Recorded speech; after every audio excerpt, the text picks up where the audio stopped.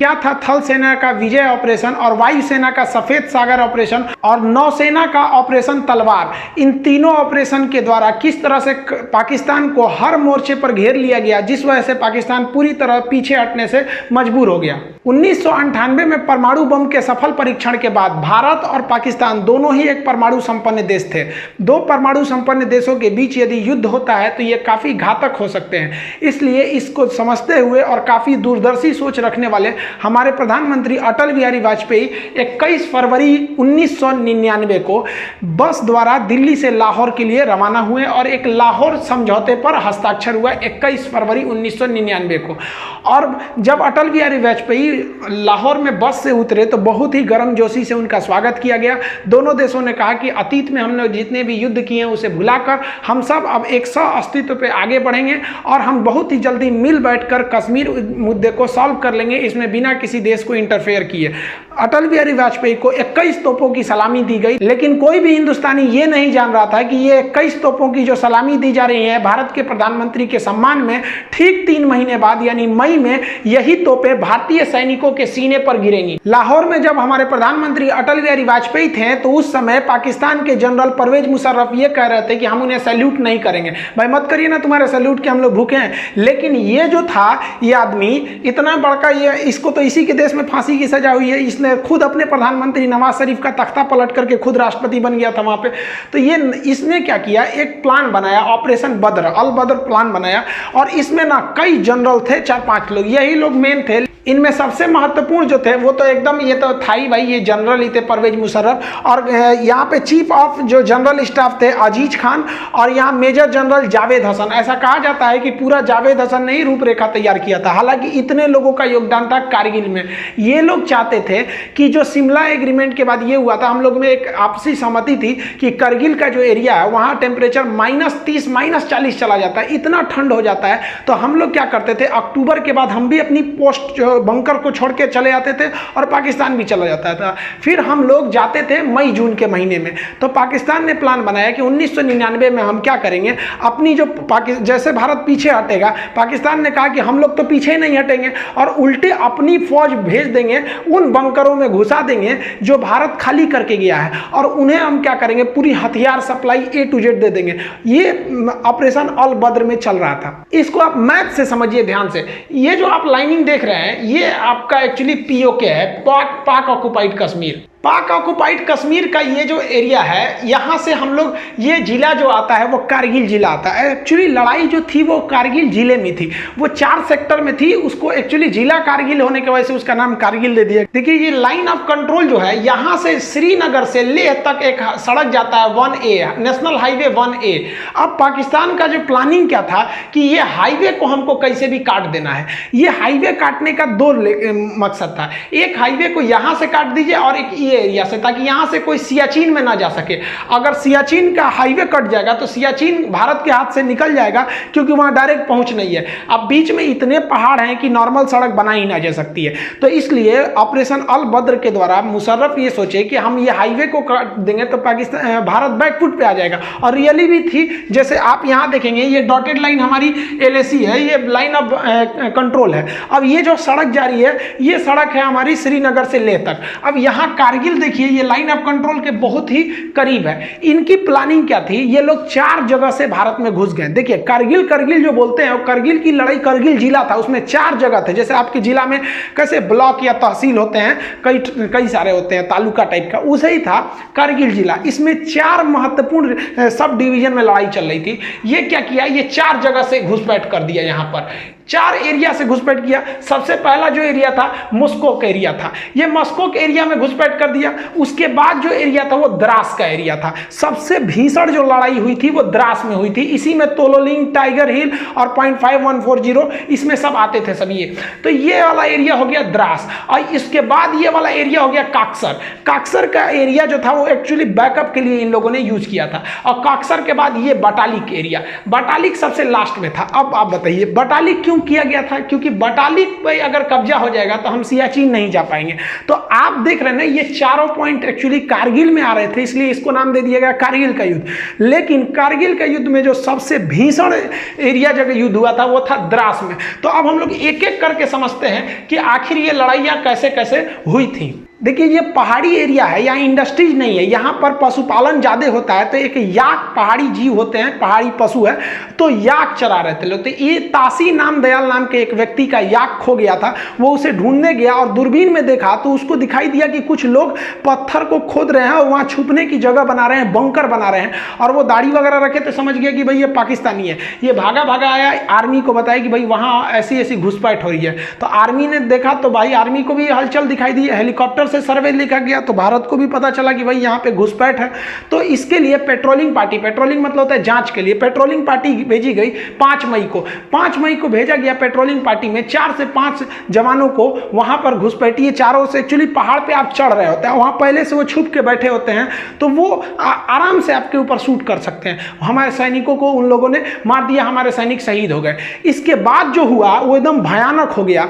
ये 9 मई को सीधा हमारा कारगिल के जिला पर, अब जैसे कारगिल का कई एरिया है, जैसे मस्कोक है, द्रास है, बटालिक है, काक्सर है, तो ये 4-5 अलग है, छोटे छोटे डिवीजन है, लेकिन एकदम मेन जिला पे ही कारगिल जिला में आके पाकिस्तानी आर्मी का एक तोप का गोला गिरा और भारत का जो एमुनेशन डिपो था जहां गोला बारूद रखा था पूरा वही उड़ा दिया और एक झटके में भारत को 127 करोड़ का लॉस हो गया।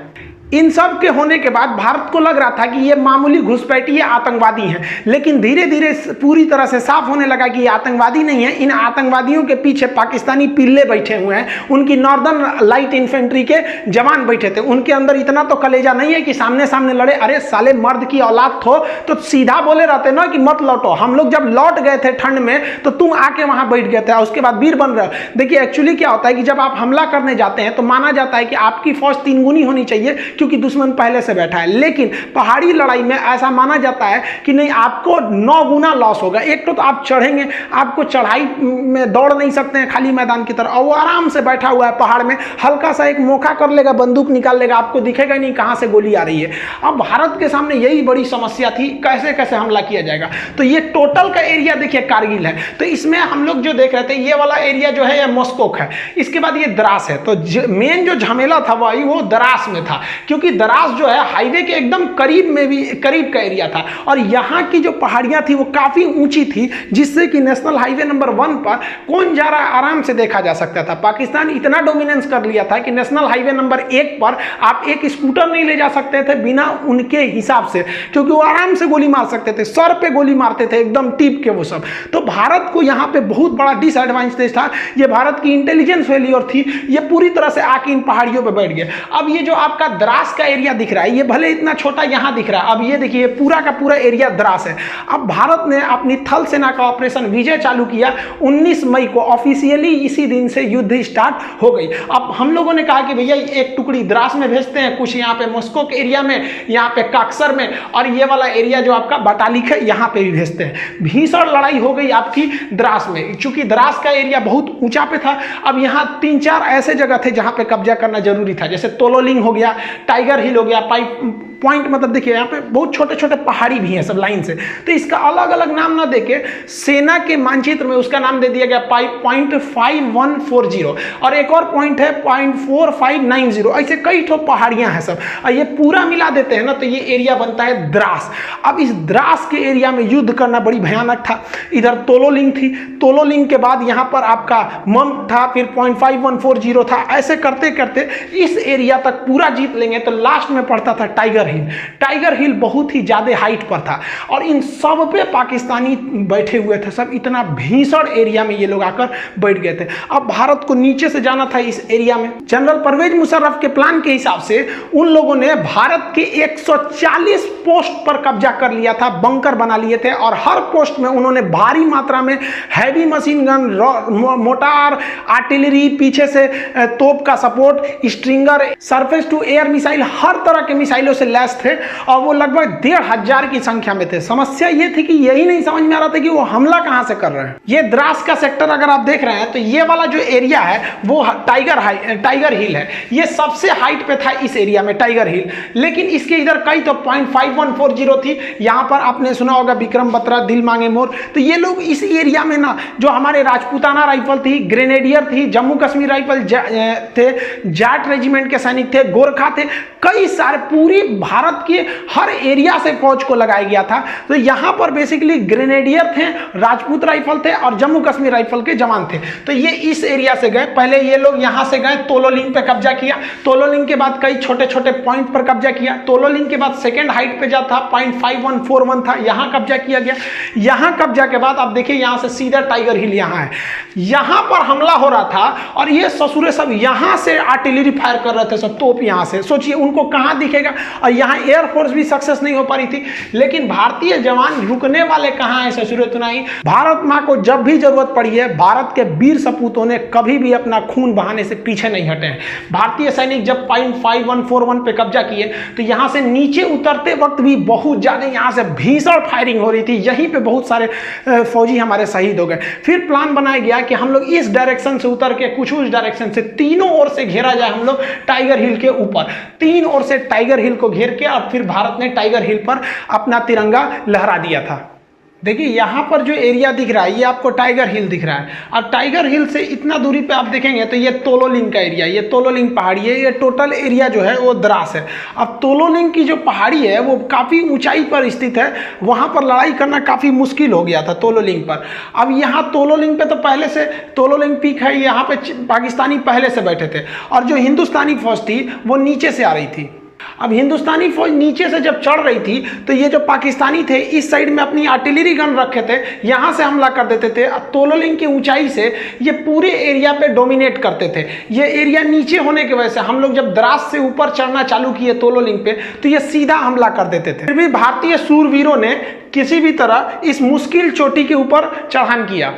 तोलोलिंग को जीतने के बाद इसके अगल बगल में देखेंगे तो कई सारी पहाड़ियां हैं जिन्हें अलग अलग पॉइंट के नाम पे जानते हैं, जिसे हम कहते हैं 0.5140। इस तरह से छोटी छोटी पहाड़ियां थी। इन पहाड़ियों को पार करने के बाद अब देखिए इतनी दुर्गम में पहाड़ियों में जा जाके लड़ाई लड़ना था और दुश्मन यहाँ पर 100 से ज्यादा पोस्ट बना के, बंकर बना के वहां पर गुफा टाइप का उसमें छुपा हुआ था। हमारे सैनिकों को दिखता भी नहीं था स्पष्ट कि उनकी लोकेशन कहाँ है। ये पार करके इस एरिया की जो सबसे ऊंची चोटी थी वो थी टाइगर हिल। द्रास के तोलोलिंग और उसके छोटे पहाड़ियों पे जीतने के बाद अब इस एरिया का सबसे ऊंचा पहाड़ आप देख रहे हैं ये टाइगर हिल। इसको फतह करना बहुत ही मुश्किल था।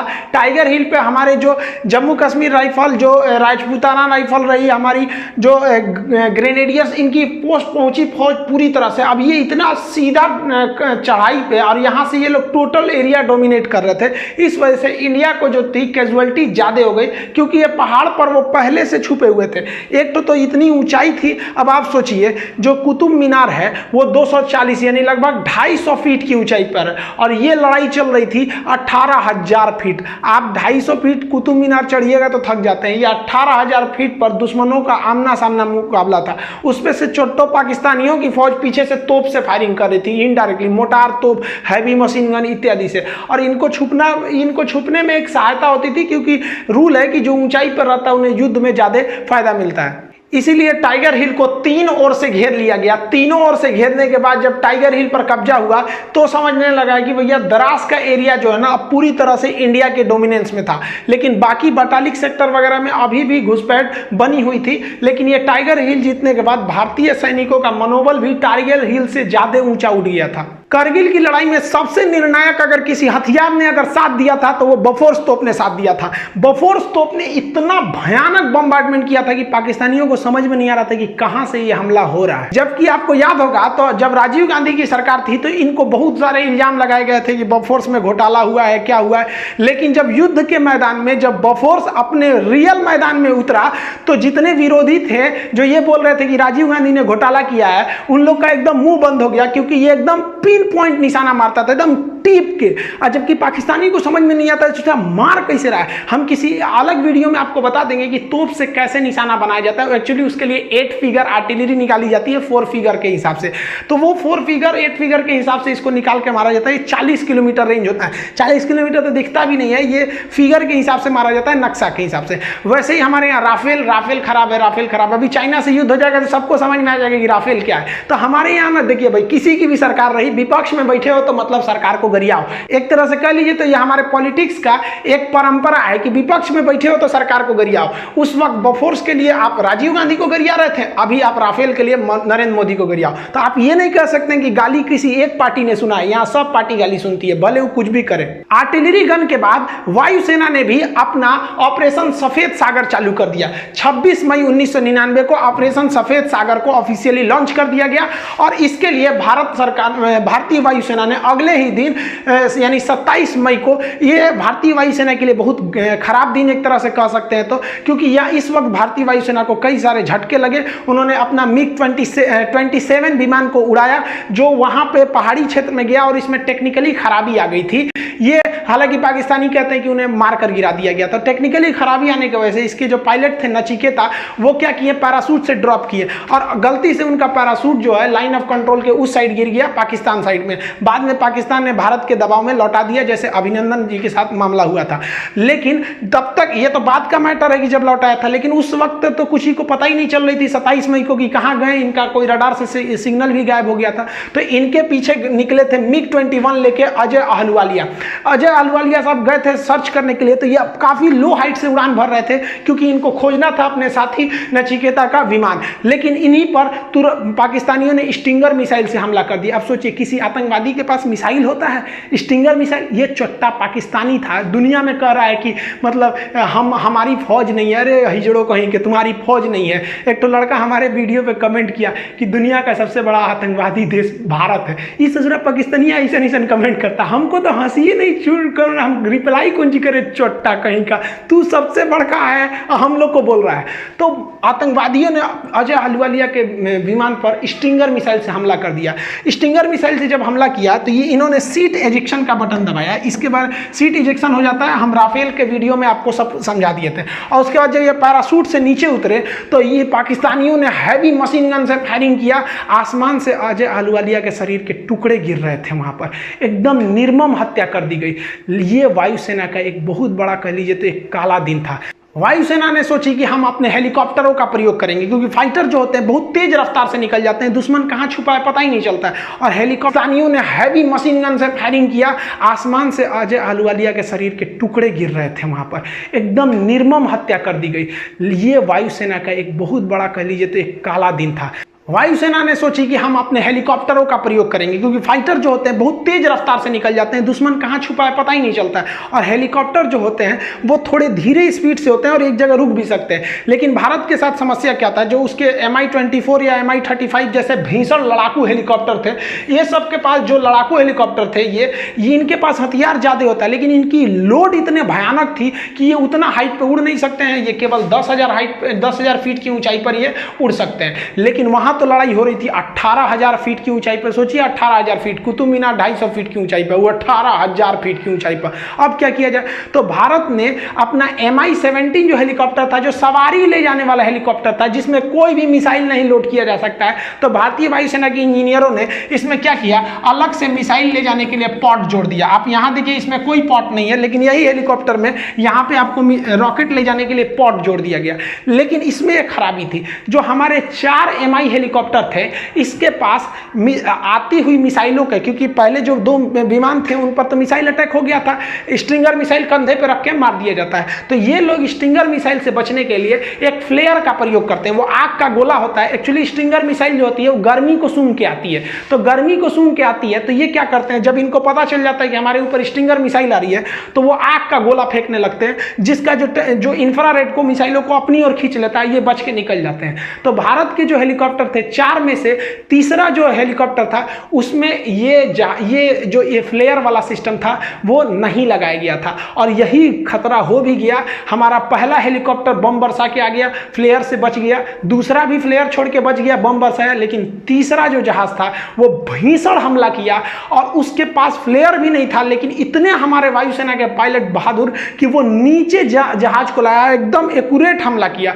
लेकिन उसी बीच क्या हुआ, जो स्टिंगर मिसाइल थी वो तीसरे हेलीकॉप्टर को हिट कर गया। पीछे से आ रहा चौथा हेलीकॉप्टर जो वो एरिया था पाकिस्तानियों के बंकर को ध्वस्त कर दिया, लेकिन हम लोगों ने फिर अपना एक हेलीकॉप्टर खो दिया और उसमें हमारे बैठे जवान को हमारे जो जवान थे वो भी शहीद हो गए। भारत ने अपनी स्ट्रेटजी को पूरी तरह से चेंज कर दिया। भारत ने अपना फ्रांस निर्मित जहाज को लगाया जिसका नाम था मिराज 2000। एक्चुअली पाकिस्तान इस जहाज को खरीदने से इनकार कर दिया था, कहा था कि भैया बहुत बड़ा साइज का जहाज, हम इसको नहीं लेंगे, और भारत सरकार ने इस मिराज जहाज को वायुसेना ने लगाया।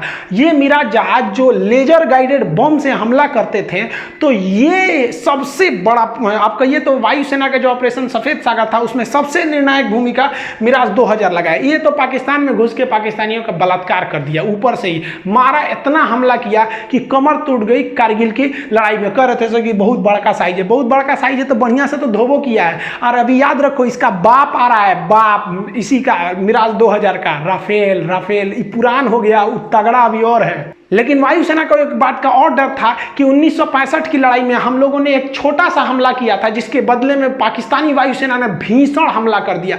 इस बार उनके हमले से डर नहीं था। एक्चुअली दिक्कत क्या था कि पाकिस्तानी घुसपैठिए जो थे, उनकी नॉर्मल लाइट इन्फेंट्री के जो जवान थे वो घुस चुके थे पूरी हथियार को लेकर, और हम लोग को दिख भी नहीं रहा था। और अगर वायुसेना भारत की पाकिस्तान की दोनों घुस जाएगी तो इसमें सबसे बड़ा फायदा क्या होगा, नीचे के घुसपैठियों को, क्योंकि हमारे जो जवान चढ़ रहे थे उनको तो ये पाकिस्तानी घुसपैठी मारिए रहे थे आराम से, ऊपर से उनकी वायुसेना भी मारने लगती थी। लेकिन इसीलिए भारतीय वायुसेना ने श्रीनगर एयरबेस, पठानकोट एयरबेस से अपने जो जितने भी घातक जो इंटरसेप्टर जहाज थे MiG-29 इसको तैनात रखा था कि अगर पाकिस्तानी वायुसेना आएगी तो तुम उससे जाके लड़ जाना, कारगिल के एरिया में घुसने ही मत देना।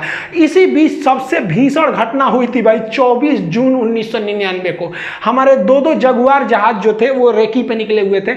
इसी जहाजों ने क्या किया, उनको लगा नीचे एक तो गुलटेरी जगह था, इन जहाजों को लगा कि भाई नीचे काफी ज्यादा फौज है, और वो नीचे काफी फौज का जमावड़ा था। तो जो आगे का पायलट थे वो काफी यंग थे, जो पीछे बैठे थे उनका नाम था, पायलट का नाम AK सिन्हा। तो AK सिंह जो थे ये थोड़े सीनियर पायलट थे। तो ये आगे वाला जो पायलट था वो गुलटेरी में जो फौज खड़ी थी उनका बहुत बड़ा कैंप था, नीचे पाकिस्तानी बहुत बड़ी फौज में खड़े थे, उन पर मिसाइल लॉक कर लिया। और आपको हम वीडियो में बता चुके हैं राफेल वाले में कि एक बार मिसाइल लॉक हो गया ना तो आप बच नहीं सकते, वो मिसाइलें खोज के मार देगी आपको।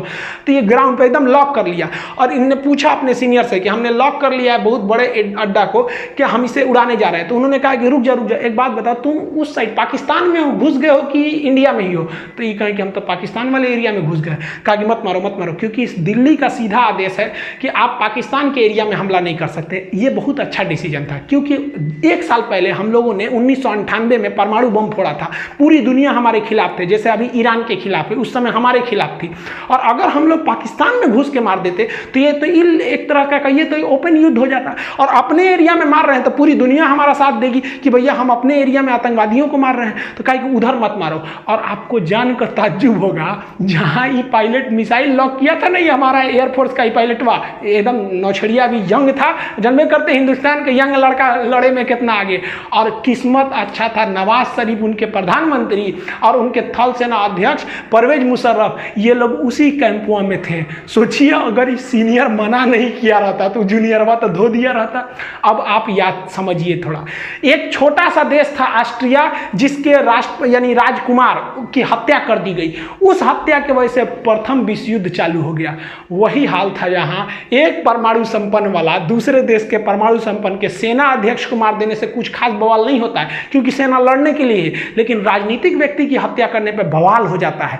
तो भयंकर बवाल हुआ रहता, क्या युद्ध का मोड़ लेता समझ में नहीं आता। तो ये बहुत अच्छा हुआ। एक तरह से हम तो करते थे कि मारिए दिया रहता तो हो जाता, क्या हो जाता भाई, ज़्यादा से ज़्यादा और युद्ध लड़ते, नहीं लड़े हैं 71 में, 65 में, 84 में, एगो और लड़ते से चुरा, क्या कर लेता पाकिस्तान। यहाँ पे ऊँट के मूतने से रेगिस्तान में बाढ़ थोड़े आता है, क्या कर लेंगे, इनके औकाते कितना है। ये सब तो चल ही रहा था, नेवी ने और अत्याचार कर दिया। नेवी ने अपना ऑपरेशन तलवार चालू कर दिया। ऑपरेशन तलवार के तहत भारतीय नेवी ने पाकिस्तान की ओर एंट्री मार दी और यहाँ पर जो हमारे वेस्टर्न नेवल कमांड था और साउदर्न नेवल कमांड था, ये भी घुस गया अरब सागर में, और अरब सागर में घुसकर पाकिस्तान का पूरी तरह से नेवल ब्लॉकेज लगा दिया। भारतीय वायुसेना के पूरे युद्धक जहाज घुस गए सब वहां पर और नेवल ब्लॉकेज लगा दिया। भारतीय नौसेना ने ऐसे मिसाइल मारा, जो पाकिस्तानी जहाज थे उनके बगल में मिसाइल जानबूझ के मारता था, जो उनके मर्चेंट वाले जहाज थे, जो उनका पेट्रोलियम लाने वाला था, सारा जहाज उधर ही रुक गया कि ना हम ना जाएंगे, नेवी उधर मार रही है। पूरी तरह से पाकिस्तान का इतना भयानक नेवल ब्लॉकेज था कि पाकिस्तान के पास केवल 6 दिन का पेट्रोलियम बचा था, नहीं तो उसके बाद उन लोग गाड़ी चलाते, लोग चलाओ ससुरा तुम्हारा पास, इतना भयानक काम किया था। तो नेवी के रोल को भी हमें भूलना नहीं चाहिए। पाकिस्तान जो है वो मदद मांगने के लिए चला गया अमेरिका में। 4 जुलाई को अमेरिका में इंडिपेंडेंस डे के रूप में मनाया जाता है, तो वहाँ क्लिंटन साहब के पास पहुँच गया। एक्चुअली जो पाकिस्तान है ना, पहले अमेरिका का रखेल था, अभी वो चाइना का रखेल बन गया है। पहले वो अमेरिका से फसल था, तो अमेरिका से कहा कि सुनिए ना, मदद करिए मेरा। अमेरिका के पास गया मदद करने के लिए, तो अमेरिका ने पूछ दिया नवाज शरीफ से, ये बताइए वो नॉर्दर्न इन्फ्लेंट्री आपकी फौज घुसी है कि नहीं घुसी है। तो कहा कि हमरे फौज घुसी है, और ये चट्टा घुसा दिया बिना हमरे बतैले। देखिए एक्चुअली होता क्या है कि पाकिस्तान में जो सेना होती है ना, प्रधानमंत्री की भी वैल्यू नहीं देती है।